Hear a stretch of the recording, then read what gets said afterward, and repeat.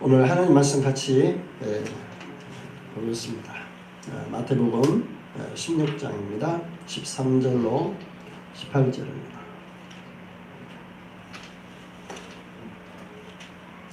마태복음 16장 13절로 18절까지만 보겠습니다.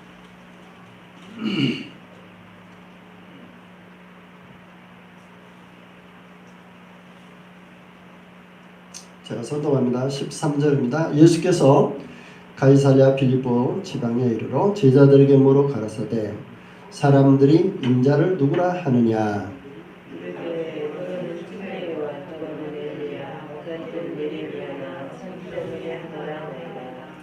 가라사대 너희는 나를 누구라 하느냐.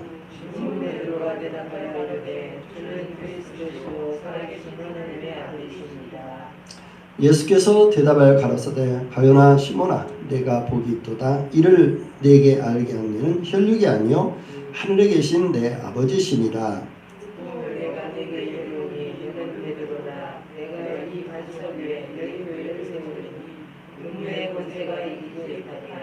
아멘. 오늘 본문의 말씀을 통해서 시련 속에서 흔들리지 않는 믿음이라는 제목으로 은혜를 나누겠습니다. 기도합니다. 아버지, 이 시간에도 주의 거룩한 성령으로 충만케 하시사 은혜와 진리이신 또 길과 생명 되신 우리 주 예수 그리스도 그 주님을 주님 안에서 하나님의 그 영광을 바라본 베드로처럼 저희에게도 우리의 영적인 눈을 열어주셔서 하늘의 신령한 계시로 영광의 빛 대신 하나님의 영광을 예수님을 통해서 그리고 그분의 삶을 통해서 그분의 말씀을 통해서 깨달을 수 있도록 우리에게도 심령에 주의 성령으로 충만케 하사 그 진리를 깨닫고 그 말씀의 토대 위에 든든하게 서서 흔들리지 않는 그 반석 위에 예수님의 터 위에 우리를 세우시고 또 큰 확신과 담대함으로 하나님의 길을 주님 부르실 때까지 죽도록 충성하며 달려가는 베드로처럼 그리고 사도들처럼 또 이 시대의 하나님의 사람들로 저희들을 불러 세우시고 주의 그 영광을 볼 수 있도록 주님 은혜 위에 은혜를 부어 주옵소서. 이 시간에도 말씀에 기름 부어 주시고 신이 임재하셔서 우리를 만지시고 새롭게 하시며 또 이 세상에 대하여 담대케 하시고 또 이 세상을 이긴 그 믿음으로 저희들을 견고하게 세워 주시옵소서. 마칠 때까지 주님 함께하여 주옵소서. 예수님의 이름으로 기도했습니다. 아멘. 예, 오늘 말씀의 제목은 앞에서 말씀드렸듯이 시련의 폭풍에 흔들리지 않는 믿음, 흔들리지 않는 비결이라는 제목으로 좀 은혜를 나누겠습니다. 하나님을 신뢰하는 사람은 불안해하지 않습니다. 그러나 그렇지 않는 사람은 자신의 행위와 그리고 하나님의 믿음과 그 확신에서 나오는 것이 아니기 때문에 불안해하고 또 쉽게 흔들립니다. 그런 사람은 또 쉽게 움직이고 또 시련이나 시험 그리고 어떤 핍박이 오고 고난이 오면 쉽게 휘둘립니다. 오늘 본문은 예수님께서 베드로에게 빌립보 가이사랴에서 지방에서 모여 있을 때 질문을 하는 것으로 시작됩니다. 그래서 사람들이 나를 인자를 누구라고 하느냐 무엇이라고 하느냐 이렇게 묻습니다. 그러니까 침례 요한 같다고도 하고 또 예레미야 같다고도 하고 또 선지자 중 하나다 엘리야다 뭐 이렇게 말을 합니다. 그러니까 다른 사람들의 의견을 들은 거죠. 그러니까 어떤 사람은 이렇다고 하고 어떤 저런 사람은 또 저렇다고 하고 그런 겁니다. 그런데 예수님이 제자들에게 직진하며 질문합니다. 직질문을 합니다. 너희는 나를 어떻게 생각하느냐? 너희가 볼 때는 내가 누구냐? 그렇게 질문하니까 베드로가 냉큼 제일 먼저 대답합니다. 오늘 본문에 보면 그게 나오죠. 주는 그리스도시요 살아계신 하나님의 아들이십니다 라고 대답합니다. 그러니까 예수님이 바요나 시몬아 복이 있도다. 이를 네게 알게 하니는 혈육이 아니라 하늘에 계신 내 아버지시니라.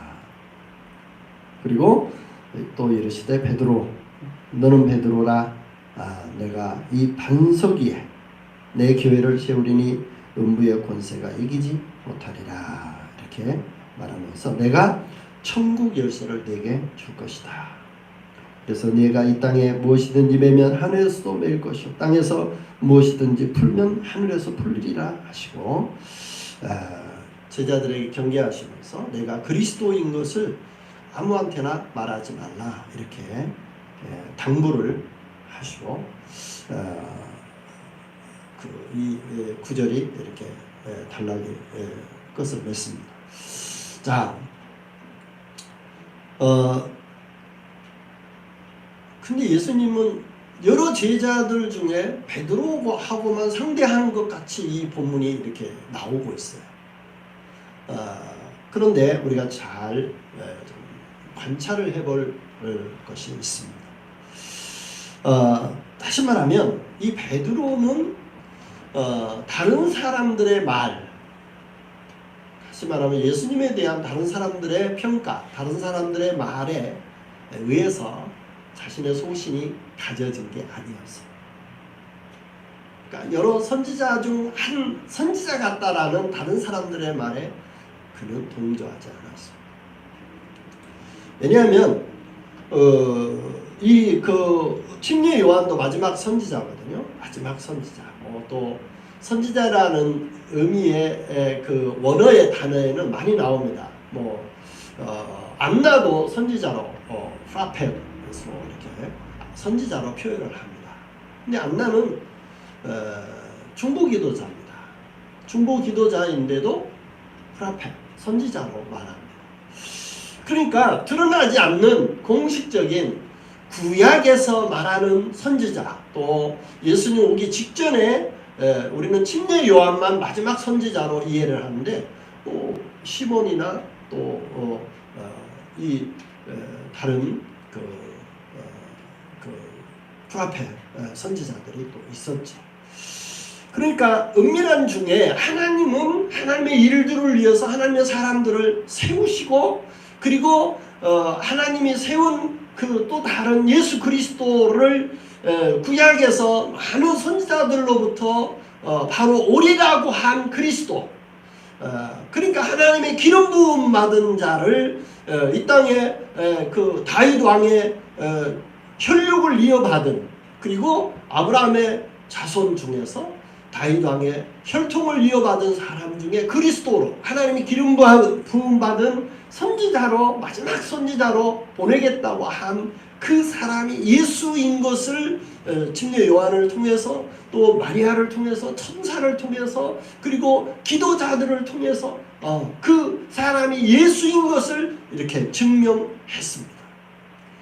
그런데 이 베드로는 뭐라고 하냐면 주는 그리스도시요 살아계신 하나님의 아들이십니다 라고 그 고백하는 그 신앙 고백을 그 어떤 제자보다도 확실하게 말하고 있습니다.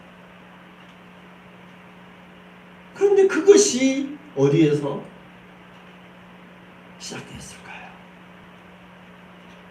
예수님이 제자들에게 그것을 설명하여 주고 있는 것입니다. 다시 말하면 베드로는 그가 아름다운 신앙 고백, 모든 제자들이 해야만 하는 신앙 고백, 그리고 우리가 예수님을 믿고 따르는 모든 사람이 해야만 하는 신앙 고백이 뭐냐? 예수는 그리스도시요 살아계신 하나님의 아들이십니다 라는 전무후무한, 그리고 모든 사람이 고백해야 할 고백을 그 누구보다도 베드로는 먼저 했던 것입니다. 그런데 그것이 사람이 알려준 게 아닙니다. 다른 사람에서 들어서 안 것이 아닙니다. 하늘에 계신 아버지께서 베드로에게 계시해 주신 것입니다. 이것을 예수님이 확인시켜 주셨어요. 여러분, 우리는 시련 없이 살 수는 없습니다. 고난 없이 살 수 없습니다. 환난이나 핍박 없이 살 수 없습니다. 어려운 일들이 없이 신앙생활 할 수 없습니다. 왜 그렇습니까? 하나님의 일에는 반드시 시련이 찾아오게 마련입니다. 그래서 내 안에서부터 또는 가장 가까운 사람들로부터 또는 밖의 어둠의 세력, 악한 어둠의 영에 사로잡힌 사람들을 통해서 우리는 숱한 도전에 노출되어져 있습니다. 따라서 영적 치열한 전쟁터에서 저와 여러분이 살아가고 있다고 해도 과언이 아닙니다. 근데 문제는 뭐냐면 하나님의 계시, 하나님의 말씀, 즉 진리를 토대로 한 믿음의 사람은 그 어떤 역경에서도 흔들리지 않는다라는 것입니다.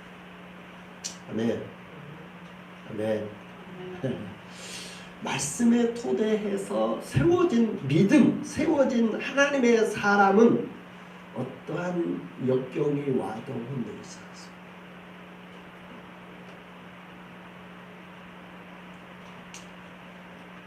베드로가 그 사람들 가운데 선두주자입니다. 여러분, 이 베드로는 예수님이 인정한 여러 제자, 여러 사도들 중에 수제자입니다. 그리고 예수님 이후에는 예수님도 예수님 시대에는 이 베드로와 야고보와 요한을 다른 12제자 중에서도 굉장히 세 명을 선택했습니다. 그 이후에는 사도 바울을 이방인을 위한 사도, 이방인의 임금들을 위한 사도로 세우셨고 그 사명을 사도 바울을 통해서 감당케 하셨습니다. 하나님이 그를 부르셨고 예수님이 그를 부르셨고 예수님을 통해서 부활하신 예수님이 그 사도 바울을 부르셨고 사울을 부르시고 새로운 이름 바울이라는 이름을 주시고 그리고 이방인을 위한 그러한 땅끝까지 가서 침례주고 그리고 제자 삼고 그리고 교회 세우는 그 놀라운 일에 터를 닦는 일을 바울을 통해서 합니다.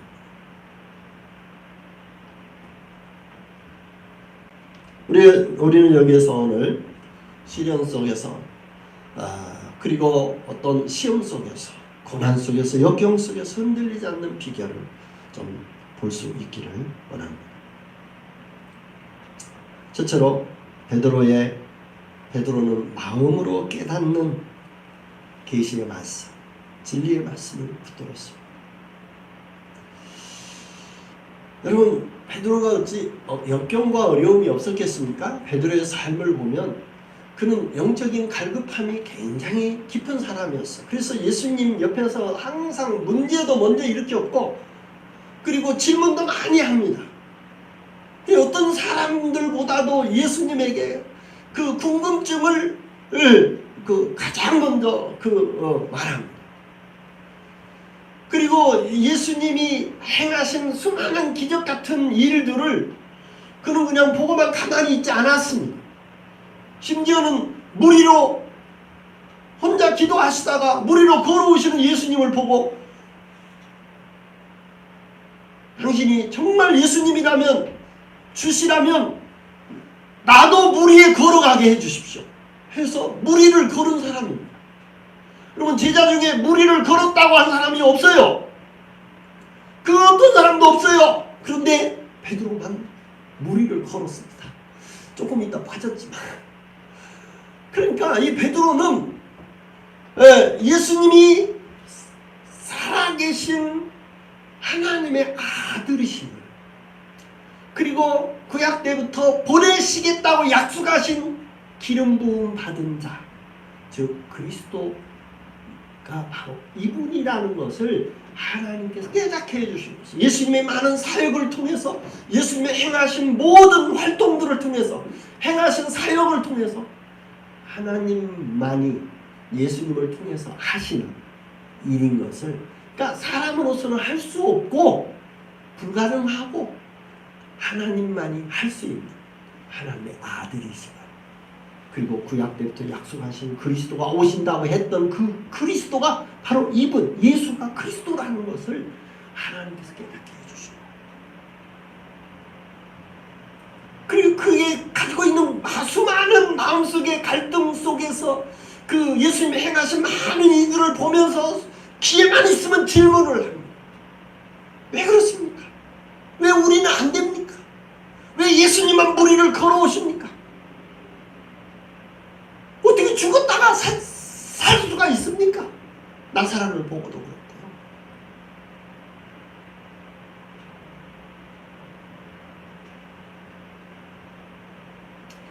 그러니까 숱한 궁금증을, 영적 갈증을 가질 때 직진하면서 예수님에게 질문하고 묻고, 그리고 하나님의 신령한 지혜와 계시가 베드로에게 부어집니다. 그래서 베드로는 하나님께로부터 받은 이 계시, 이 말씀의 터 위에 견고하게 선 겁니다. 그래서 사람들이 뭐라고 해도, 황정이 자기를 에워싸고 죽이려고 해도, 교회가, 예루살렘 교회가 부흥할 때도, 그리고 예루살렘 교회가 파산될 때도 그는 굴하지 않고 떳떳하게 당당한 목숨 걸고 죽도록 충성하는 자리에 항상 섰습니다. 여러분, 우리는 흥할 때만 하나님의 사람이 아닙니다. 축복과 그리고 능력과 하나님이 우리를 붙드시고 아름답게 능력 있게 쓰실 때만 하나님의 사람이 아닙니다.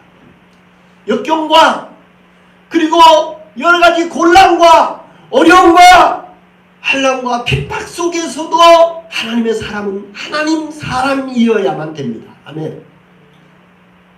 그렇지 않습니까?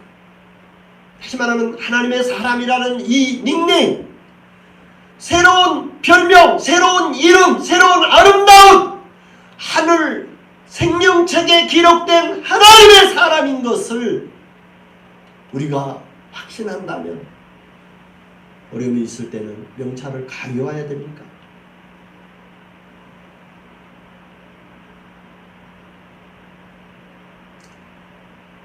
그렇잖아요. 시험 들 때는 그 공동체를 배신해야 됩니까?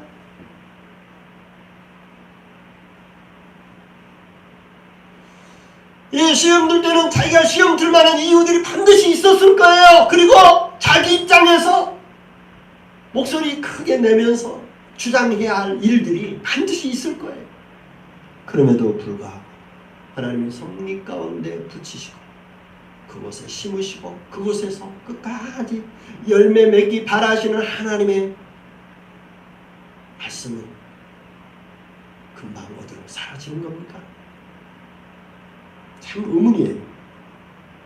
사실 저도 이런 담대한 확신, 그리고 참 흔들리지 않는 믿음의 소유자라고 저도 말할 수는 없습니다. 왜냐하면 저도 사람이거든요. 환경을 보고요, 때로는 저도 성도들을 봅니다.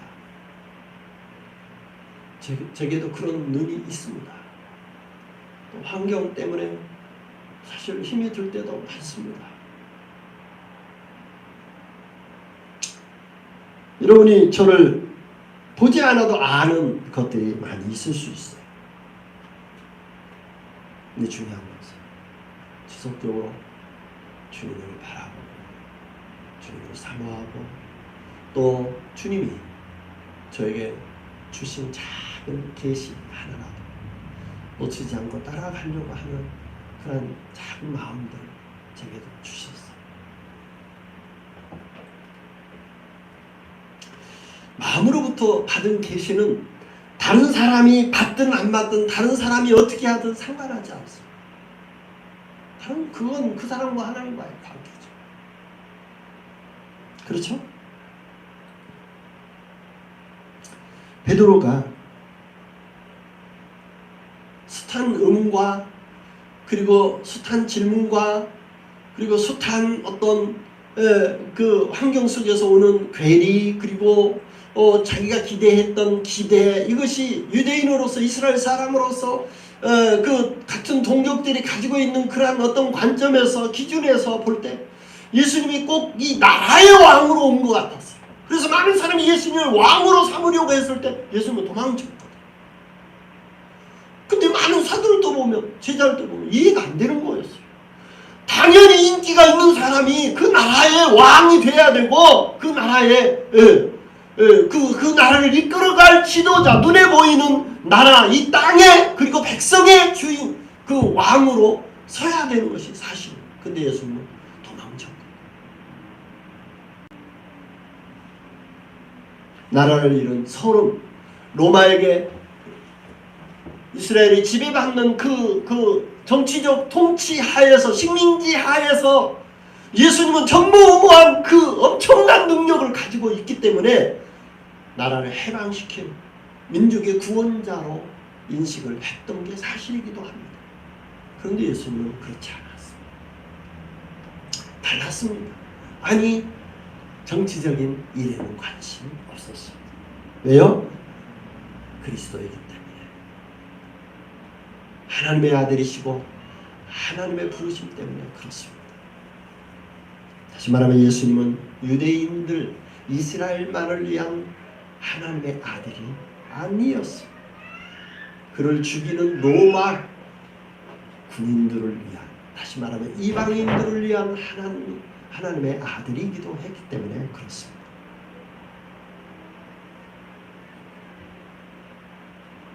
여러분 이 마음으로부터 깨달은 계시 이것은 단순히 성경을 듣고 성경을 읽고 또 때로는 훌륭한 설교를 듣고 감동을 받고 깨달은 것으로만 가능하지 않습니다.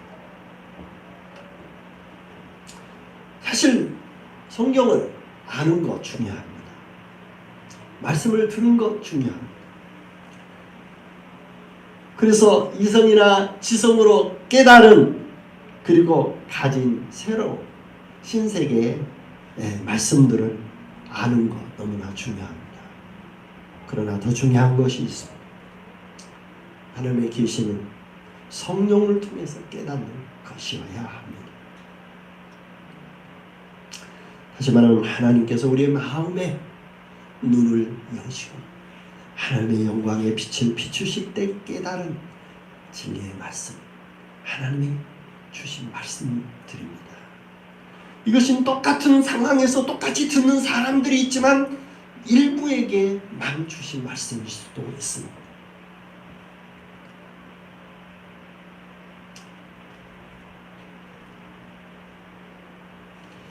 베드로는 그랬습니다. 하나님의 계시로 인해서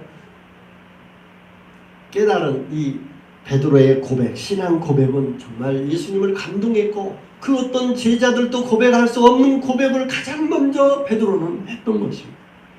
그리고 그것이 결정적일 때 드러났습니다.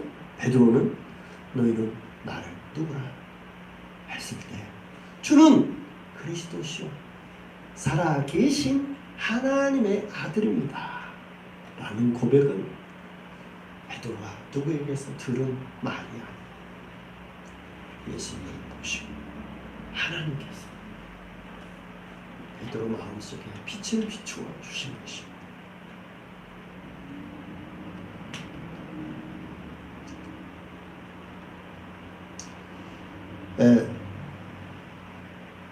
예수님은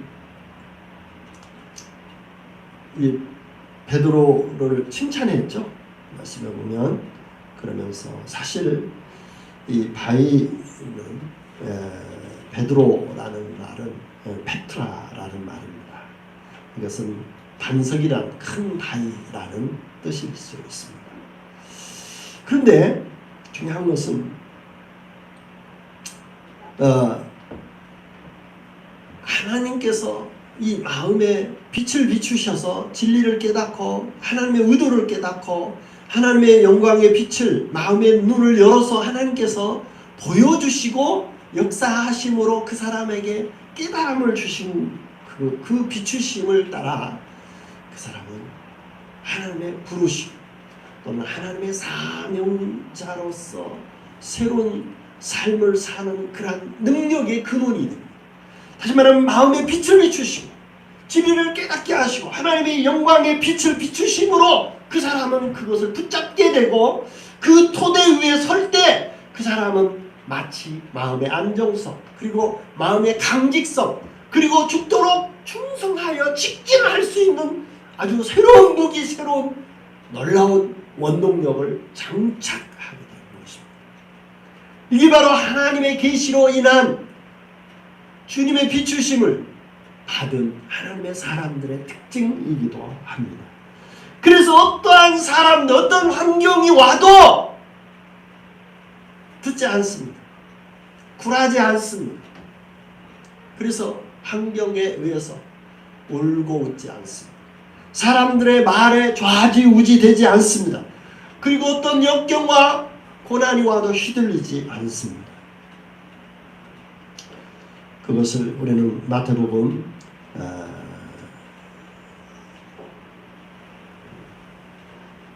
마가복음 4장입니까? 예,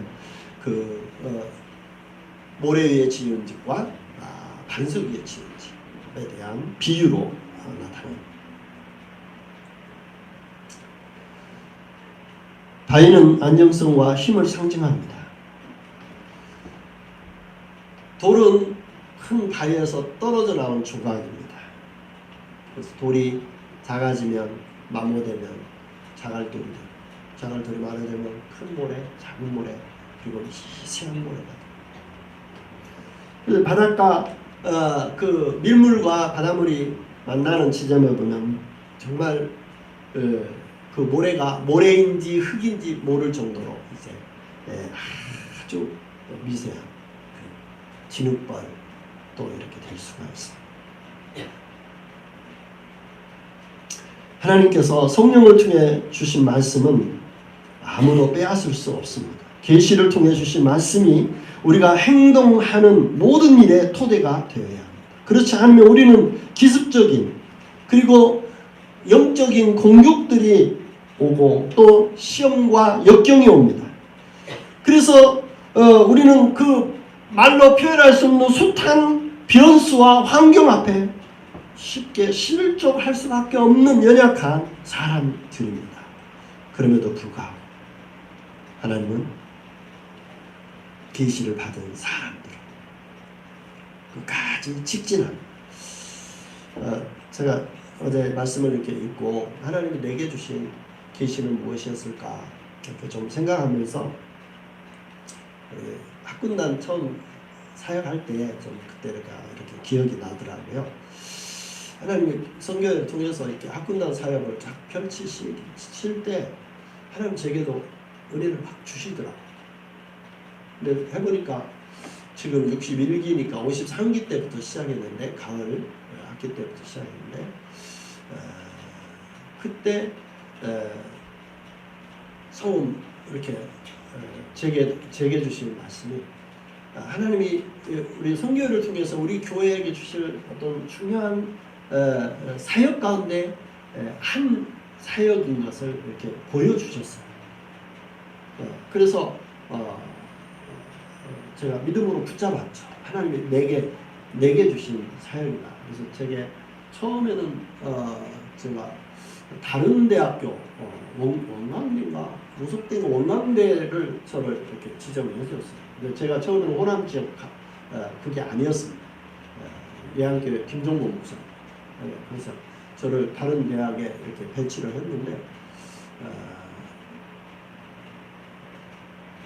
전북대학교를 이제 저희가 갑자기 바뀌어져 가지고 전북대학교로 이렇게 제가 이렇게 진행이 됐습니다. 순종해서 갔는데 처음 시작할 때 갔는데 우리 전북대 학군 단장님이 학생 둘을 데리고 왔었어요. 저는 진짜 놀랐습니다. 왜냐하면 다른 데는 그렇게 오신 분이 없었어요. 호전나무 교회니까 학군단 이렇게 시작을 하고 초청을 했는데 다른 데가 거의 안 왔어요. 근데 제가 가서 보니까 우리 학군단 단장님이 오시고 학생 둘을 데리고 남자 학생, 여자 학생 그렇게 해와서 시작이 되었는데 그때 전북대 학군단 심 단장님이 전북대 학군단 중에 신회를 조직해갖고 이미 큐티 나눔을 매 일주일에 한 번씩 시작하고 있었어요. 그러니까 저는 덤으로 큐티 나누는데 그냥 업적으로 가서 엉덩이만 같이 의자에 앉아서 참석하고 밥만 얻어먹고 왔어요. 저는 그렇게 했어요. 네, 참 알고 보니까 그 심 단장님이 굉장히 훌륭하십니다. 대단한 믿음의 소리죠.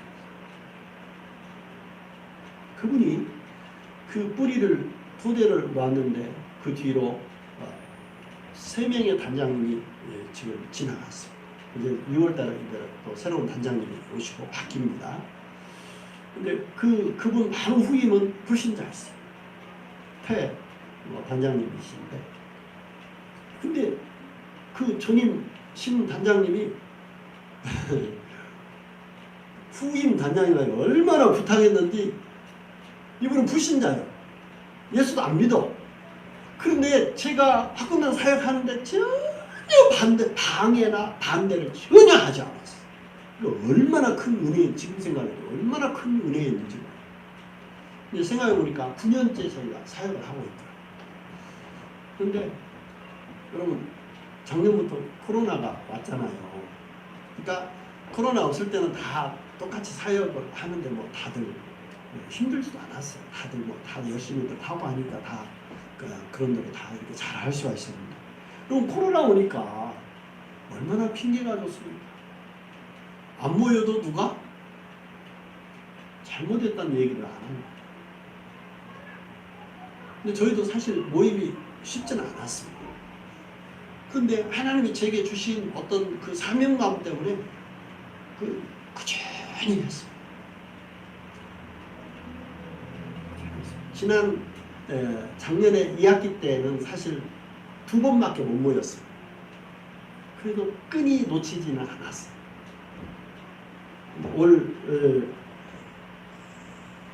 올해는 벌써 6번째 모였습니다.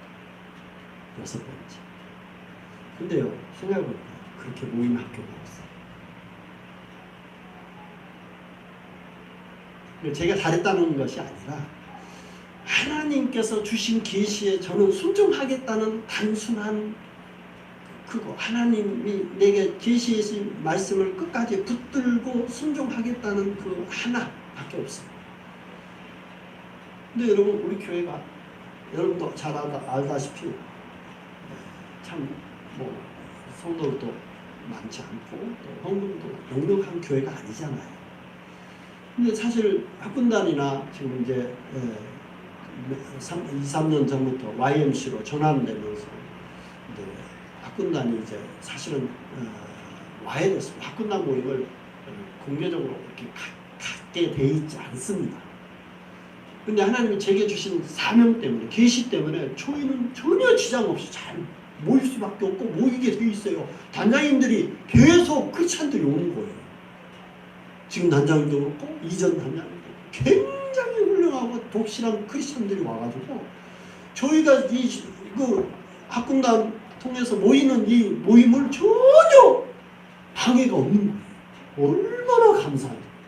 근데 다른 데는요, 이렇게 모인 학군단이 많지가 않아요. 손가락 꼽을 정도. 작년 올해 YMC 모임 학교들이요 거의 아사상들. 모여도 한두 명 맨투맨 하는 학교들이 대부분. 그것마저도 못하고 그냥 혼자 기도하는 사람도 많고. 근데 하나님께서 우리에게 엄청난 은혜를 주십니다. 여러분, 하나님께서 계시 주시고 순종하면 결국은 우리가 하는 것 같아도 하나님이 하십니다. 아멘. 하나님의 일과 하나님의 뜻과 하나님의 목적은 하나님이 뒷받침하셔서 하나님이 하세요. 우리가 우리 능력으로 이렇게 하는 게 아닙니다. 전주에도 우리 섬기는 교회가 한 7, 8개, 거의 10여 개 됩니다. 근데 이렇게 꾸준히 사역하는 교회는 거의 없어요. 전국적으로 몇 교회 안 됩니다. 손가락 안 해요. 그렇죠? 이것은 무엇입니까? 하나님이 우리에게 은혜를 주신 거죠. 다시 말하면 하나님의 기름 부으시고 하나님의 뜻과 목적을 성취하기 위해서 하나님이 우리와 함께 하고 계시는 것입니다. 여러분, 우리가 아무리 힘쓰고 노력한다고 해도 하나님이 함께 하시지 아니하시면 우리의 노력으로 불가능합니다. 아멘입니까?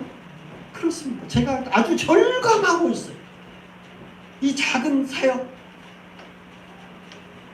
여러분, 전주시내도 몇 교회는 우리 교회보다 10배 이상의 헌금 규모와 성도들이 많습니다. 그런데 이 사역이요? 거의 전무합니다. 아예 꿈도 못 꾸고요. 하지도 않고 관심도 없습니다. 할 엄두도 못 내고 있습니다.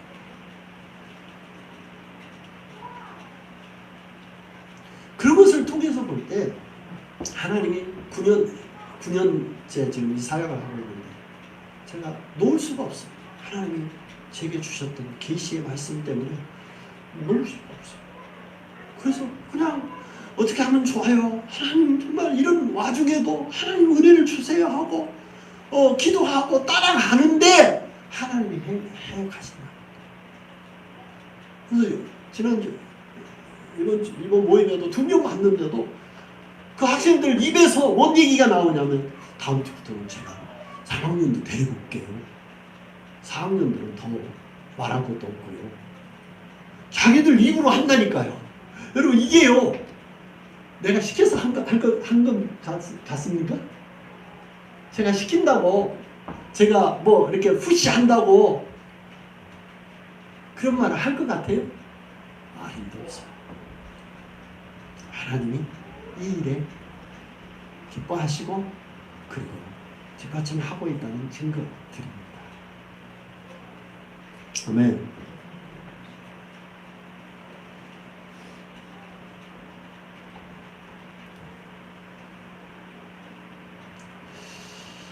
여러분, 다른 선택의 길은 없습니다. 다시 말하면 하나님의 뜻이기에 사명이기에 죽도록 충성하는 그 마음. 고난이 와도 시험이 와도 교회는 그리고 하나님의 사람들은 말씀을 붙들고 쫓아가야 합니다.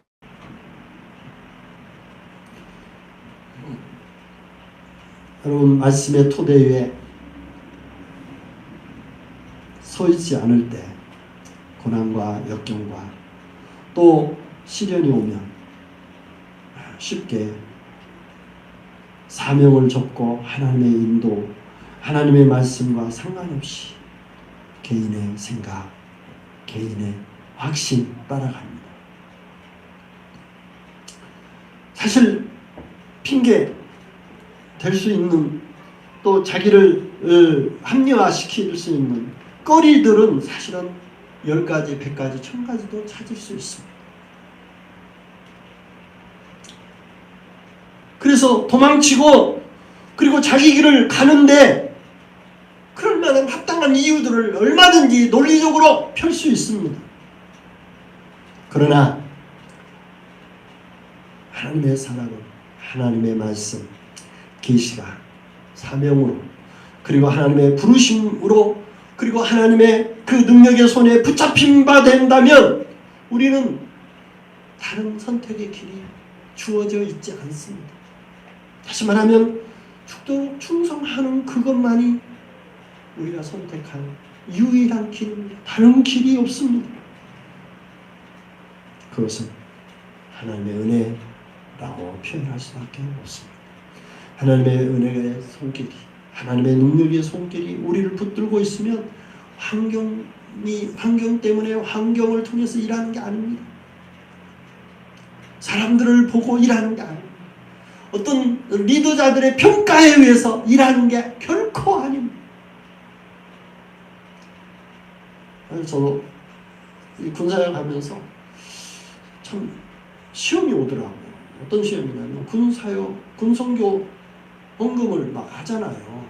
1년에 막 2억, 3억씩 헌금이 모아지는데 막 폭탄 투하하듯이 막 몸무대에서 사역할 때 막 수천만 원씩 막 아낌없이 투자하는데 참 힘들고 어렵게 그 믿음으로 사역하고 있는 그런 간사들, 목사님들, 어렵고 힘든 교회 좀 후원 좀 하면 어떠느냐. 군인들에게 전쟁터로 나가는데 실탄은 안 주고 그냥 각개전투로 그냥 하라는 거냐 하고 제가 건의를 드렸습니다. 그런데 하나님의 인도하심이 없다는 거예요. 어떻게 도와줘야 할지 모르겠다는 거예요. 그러니까 누구는 도와주고 누구는 안 도와줘야 할지 그 어떤 기준이 애매하다는 거죠. 그래서 안 도와준다. 그러냐. 근데 나중에는 이제 군사역이 막혀버렸습니다. 그래서 학군단 사역을 본무대에서 모일 수도 없고 모이지도 않고 또 사실 군사역을 지속적으로 할 수 있는 명분도 잃어버렸습니다. 왜냐하면 하지 못하게 공문이 내려왔어요. 근데 저희는 한 번도 중단되지 않았어요. 공문이 내려왔다니까 그런 모임을 갖지 말라고 공문이 내려왔는데 우리는 하나님이 계시해 주셨기 때문에 저는 지금까지도 붙들고 있고 잘하고 있어요. 근데 이제 YMC로 바뀌어졌잖아요. 근데 YMC로 바뀌어졌는데 학군단은 또 지원을 안 해준다는 거예요. 그래서 우리는 그럼 성교에 지원 없이 오늘 계속 학군단 합니다. 그러니까 학군단이 곧 이제 YMC가 된 거예요. 합해졌어요. 그런데도 지원을 안 해줘요.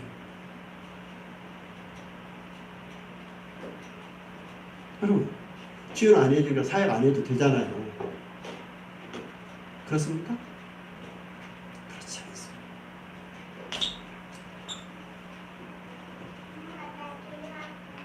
결코 그렇지 않습니다.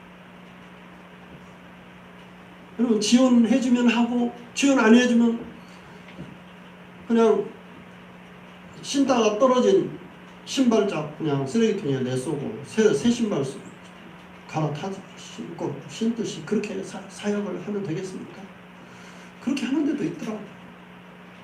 그런데 상관없이 그저 하니까 하나님이 그런 사람들의 선교의 후원이 없어도 다른 길을 통해서 사역을 지속적으로 할 수 있도록 은혜를 주시고 계시는 것을 저는 경험하고 있습니다.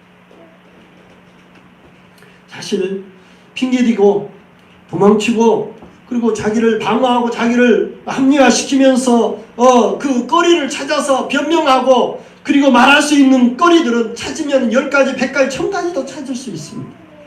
그러나 하나님의 계시가 사역과 사명에 사로잡힌다면 겸손하게 주를 경외하면서 하나님의 은혜를 구하면서 직진할 수밖에 없습니다. 선택의 길이 없습니다. 그럼 우리는 어디로 가야 하나요? 오늘 본문에 보면 마태복음 16장 18절에 보면 바요나 시몬아 내가 복이 있도다. 이를 알게 하는 혈육이 아니요 하늘에 계신 내 아버지니라. 그러면서 18절에 내가 너는 베드로라 이 반석 위에 내 교회를 세우리니 음부의 권세가 이기지 못하리라. 내가 천국의 열쇠를 주겠다. 땅에서 매거나 하늘에서 무엇이든지 풀리고 막히게 하나님의 기도응답 그리고 하나님이 우리들의 그 계시의 말씀, 약속의 말씀대로 하나님은 뒷받침하시겠다는 약속을 하시는 겁니다. 사실 베드로는 수제자로서 예수님의 사도 가운데 예수님 뒤에 수제자로서 그 사역을 감당합니다. 예수님이 승천하시고 난 뒤에 베드로를 중심으로 해서 모입니다. 예루살렘 교회가 엄청나게 부흥했습니다. 그리고 예루살렘 교회가 폭망하고 헤롯 대왕에 의해서 교회가 와해되는 것도 목격했습니다. 잘 될 때나 그렇지 않을 때나 상관없이 베드로를 통해서 귀한 사역을 해온 것이 사실입니다. 뿐만 아니라 이제 사도 바울을 통해서 이방인을 위한 사역, 땅끝까지 이르러 내 증인이 되리라고 하는 지상 사명을 성취하는 일에도 베드로 그리고 사도들이 그리고 위임을 합니다. 그래서 안디옥 교회의 상황을 접하고 안디옥 교회 이방인을 위한 교회가 세워지는데 승인하는 사람들이 누구였느냐? 베드로와 야고보와 요한 세 사도들이었어요. 그리고 바나바와 그리고 바울이 이제 안디옥 교회의 수장으로서 리더로서 인정을 받게 됩니다. 그리고 이방인을 위한 위대한 교회 세우는 일에도 이제 기름 부으시고 파송하는 일에 결정적인 역할을 합니다. 여러분 하나님이 하시는 일은 이처럼 새로운 시대의 새로운 그 새 가죽 부대에 새 수를 담아야 하는 이런 일도 하나님의 성령을 통해서 계시를 통해서 아주 스무스하게 하나님의 역사와 일들이 펼쳐지는 것을 보게 됩니다.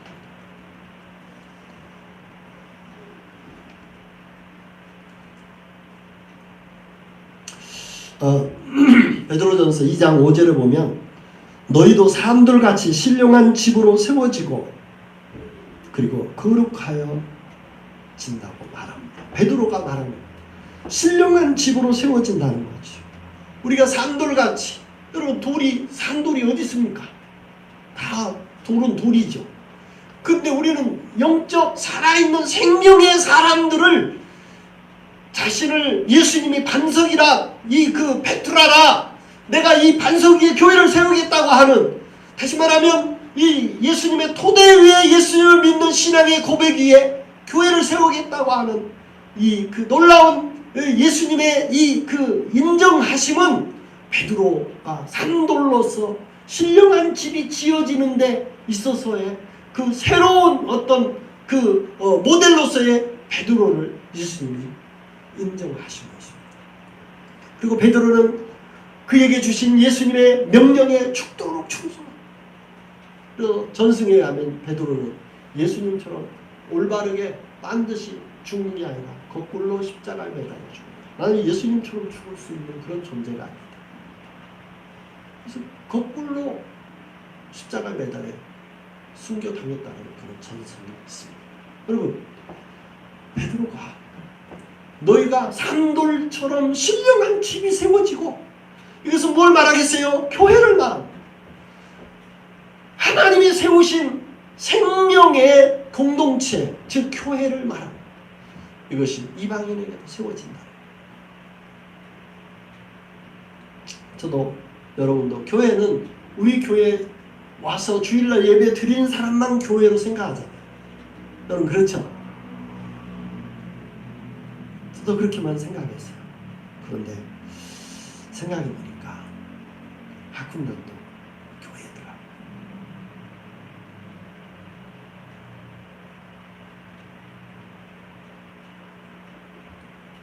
제가 어떤 그걸 확인하냐면 학군단이 학생들이 말하는 말을 듣고 제가 깜짝 놀랐어요.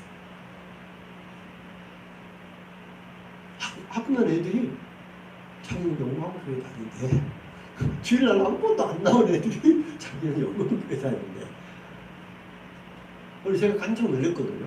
그 말 듣고 아니 무슨 영광교회를 나와 쥐가. 근데 다른 사람한테 그 얘기를 합니다. 그 사람은 헌금 한 적도 없어요.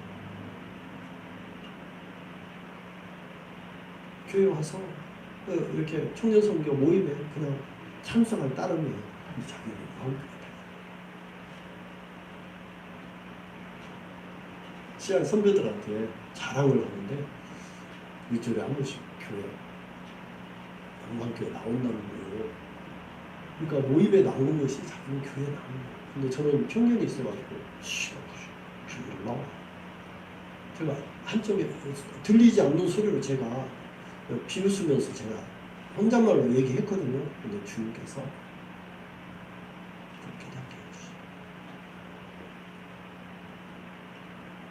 그가 모임에, 작은 모임에 한 번 나오는데 학교에서 주님 그러시는 것 같았어요. 제가 그 소리를 무슨 막 계시를 들었다는 얘기가 아니라 주님이 그러시는 것 같았어요. 사실 지금 일반 대학생들이 교회 다니는 거예요. 천연기념. 정말 제대로 교회 다닌 대학생들 찾아보기 힘듭니다.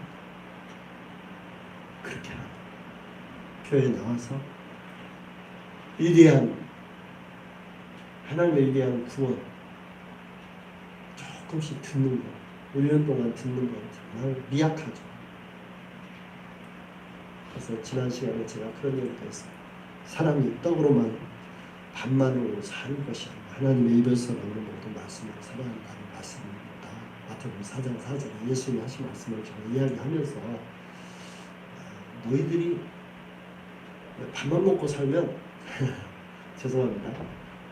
세상 말로 똥기계가 나. 배설물 만들어낼 기계다. 그런 사람 많다. 아무 의미 없이 목적 없이 세월만 죽이면서 아무런 사명감 없이 사는 사람 많다. 그런데 하나님의 입에서 나오는 말씀으로 사는 그러한 이제 나중에 일만하면 장교가 되고 나중에 여러분 중에 스타가 나올 수 있는데 여러분 안에 수만 명의 팔로우들이 있는데 그 영향력 있는 영적 리더자가 되려면 여러분이 밥만 먹고 사느냐 그것은 영적 영향력을 끼칠 수 있는 사람이 아니라 하나님의 입에서 나오는 말씀을 무장해야 된다. 그걸 이야기하는데요. 지금 얼마나 힘이 있는 하나님 주신 계시의 말씀이니까 다 늘 이야기했어요. 여러분 우리는 하나님이 부르시고 하나님이 세우시고 하나님이 계시해 주시는 그 약속의 말씀에 우리가 아멘하고 하다 보면 그 말씀이 우리를 붙드십니다. 그리고 우리가 그 사람이 되도록 하나님의 그 말씀 위에 기름 부으시고 뒷받침해 주십니다. 그래서 계시를 성취하도록 이루도록 하나님의 목적과 뜻을 이루도록 하나님이 함께 해주십니다. 그것이 아무리 미미하고 작은 것 같아도 그 사람을 통해서 어떤 역사를 이루실지 몰라요. 십자가 누가 한지 아시죠?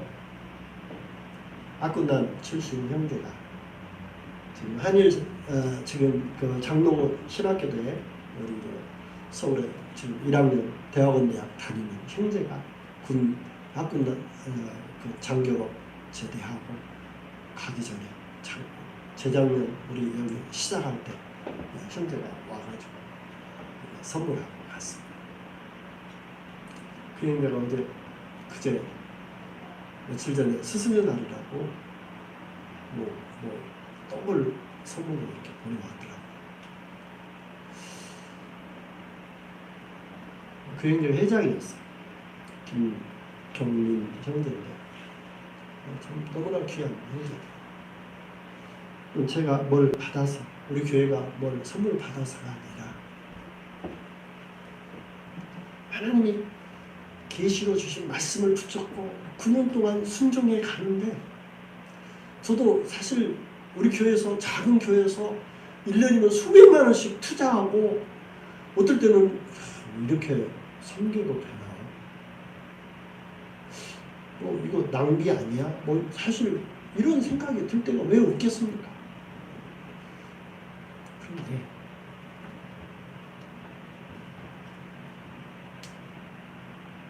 주님의 뜻에 따라서 주는 자가 복이 있습니다. 눈물을 흘리며 씨를 뿌리는 자가 기쁨으로 단을 거두어 올 때가 있습니다. 아멘? 저는요 아군단 섬기면서 신학생이 나오려고 상상을 못했어요. 물론 그 형제는 아버지가 목사예요. 전주서 사역하다가 지금 제주도 비양도라고 제주도 옆에 있는 작은 섬이에요. 아주 작아요. 거기 목회자로 갔더라고요. 제가 그때 제주도 목사님들하고 낚시 갔던 그 비양도 배 타고 갔던 건데 거기 목사님 아들이에요. 근데 전주에서도 참 많이 어려웠던 것 같아요. 교회도 그렇고 목사님 가정도 그렇고 형제도 학교 나가면서 참 어려운 중에 공부를 참 착실히 잘했어요. 근데 기장으로서 저를 그렇게 잘 듣더라고요. 순종도 잘하고 그러더니 장교 생활을 단기로 마치고 한 3년간 걸어서 제가 모르겠네도 한 2, 3천 모은 것 같아요. 모아서 신학교 하려고 아주 착실하게 돈을 모아서 지금 신학 대학원에 좀 잘 다니고 있어요. 광나로 장로로 신학대학을 좀 다니고 있다. 기도가 절로 되더라고요. 그리고 열매요. 우리가 아무리 축도고 충성합니다. 우리가 잘했다고 해서 열매 맺는 거 아닙니다. 하나님 열매를 맺게 하십니다. 오늘 주님 안에 있으면 가지가 포도나무에 붙어 있으면 절로 과실을 맺는다고 했죠. 주님이 열매도 주님이 맺게 하십니다. 아멘. 우리는 순종할 뿐이에요. 계시에 따라 하나님의 부르심에 따라 순종할 뿐인데 하나님이 해가시는 거예요. 여러분 이게 지금 우리가 잘해서 그렇게 지금까지 해올 수 있었던 게 아님을 저는 잘 압니다. 저도요 힘들 때요 정말 하기 싫을 때가 많았어요. 어떨 때는요 오늘 모임인데 잊어버릴 때가 있어요. 그래가지고 막 부랴부랴 연락하고 막 그럴 때도 있어요. 솔직히 제가 고백하는데. 그러니까 제 능력이 아니에요. 제 능력 밖이에요. 제 능력으로는 진작 그만뒀어요. 우리 교회 연역이 연약하기 때문에 우리 교회보다 10배가 헌금이 많고 그런 교회도 안 하고 있는데 선교에서도 우리가 우리 일도 짤짤 내면서 시세만 사례비도 제대로 못 받는데 내가 학교날 그렇게 죽은한 사람을 해야 할 의무감이 있냐는 거예요. 이런 생각이 들 때가 있다니까요. 저도 사람이라니까요. 안 하고 싫을 때도 있어요. 죄송합니다. 제가 이렇게 저도 육신을 가진 사람이에요. 그런데 하나님이 계실 때 순종하여 하나님께서 저에게 주신 작은 그때 받은 계시에 정말 하나님 어떻게 해요 하고 따라가는데 하나님 9년 동안 서약을 하도록 이렇게 은혜를 주시고 계십니다. 결론입니다. 공경에 처했을 때 어떻게 반응하는가가 사실은 시험을 당하면서 자신의 영적 상태가 그 표면 위로 부상될 때는 결국은 뭐예요? 순종하고 난 뒤에 그 열매가 하나님께서 열매 맺게 하십니다. 공경이 있을 때 어떻게 대처하느냐에 따라 그 사람이 어떻게 반응하는지 알 수 있습니다. 즉 믿음이 있다고 하고 큰 소리 빵빵 쳐도 결국은 말씀에 순종하는가 여부가 그 사람이 어떤 사람인가를 알 수 있습니다.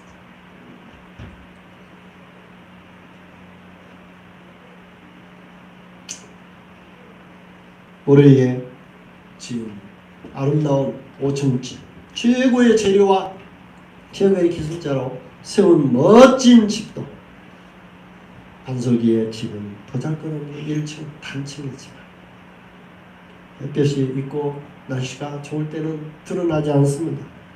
너무나 멋진 모래에 지은 집을 많은 사람은 부러워하고 선망의 대상이고 아주 명품의 작품의 집이라고 하고 많은 사람이 그 집에 칭찬과 그리고 존경을 찬사를 쏟아낼 수도 있습니다.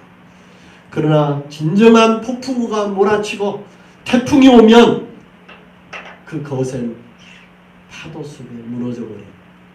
그리고 그 건물이 화려하고 높을수록 무너짐에 심한 것은 더 도드라지게 나타날 수 있습니다.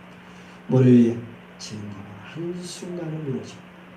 그러나 반석에 지은 보잘것없는 것처럼 보이고 드러나지 않는 것처럼 보이지만 창수가 나고 그것은 폭풍과 몰아칠 때 안전하고 드러나지 않습니다. 그러나 멀쩡합니다.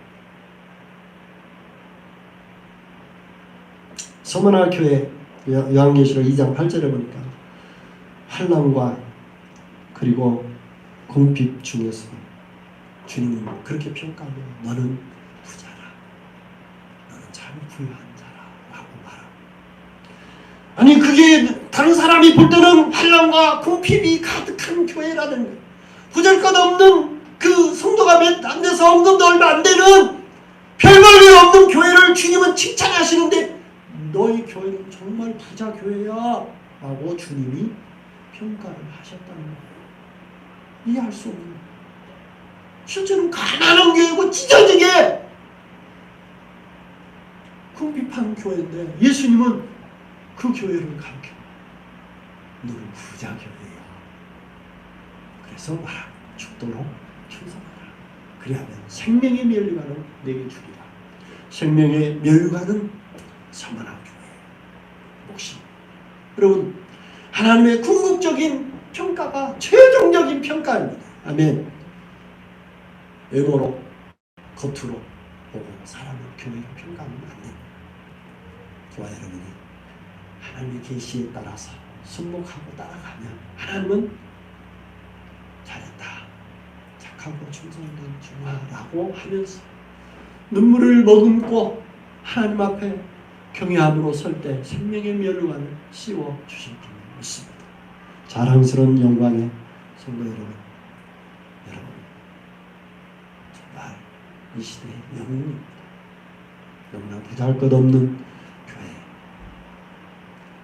여러분이 앉은 그 자리는 주님에 의해서 나중에 영원히 빛나는 생명의 면류관을 주님이 씌워주시라고 믿습니다.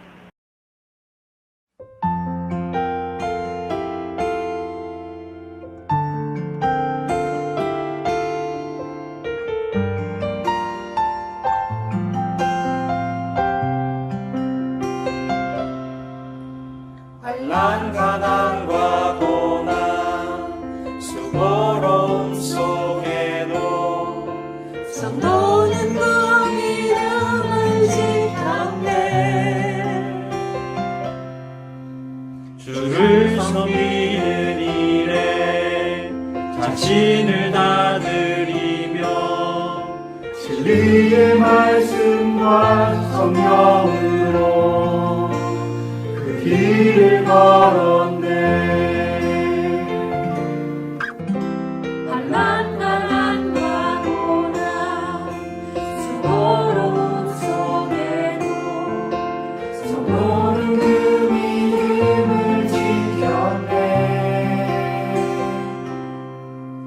주를 섬기는 일에 자신을 다 드리며 진리의 말씀과 성령으로 그 길을 걸었네. 그리스도 안에서 새롭게 하시고 그리스도로 인하여 자유게 되었네.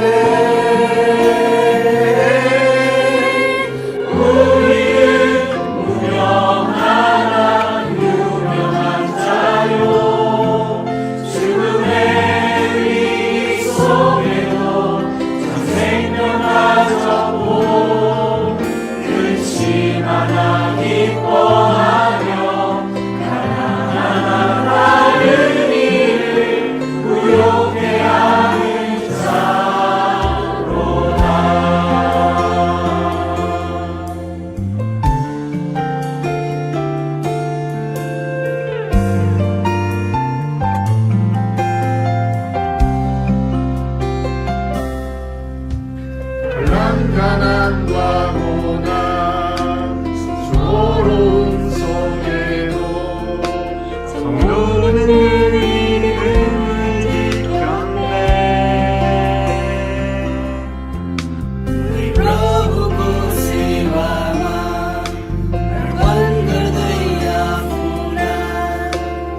Adini minhasano O crocro socao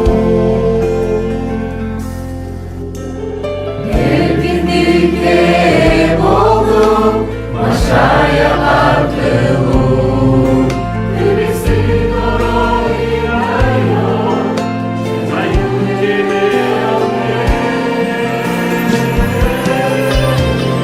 우리는 분명한